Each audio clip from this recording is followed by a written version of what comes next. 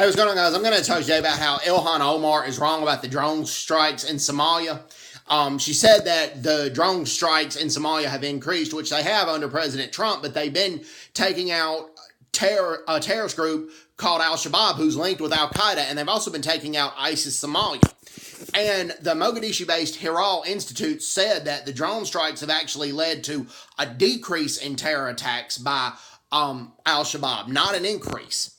And Ilhan Omar did not list any sources that claim that the drone strikes have just led to increased attacks by Al-Shabaab. That's not true. Al-Shabaab's had to change their terror tactics, according to news sources, because of these drone strikes. So the drone strikes have killed at least 200 Al-Shabaab militants.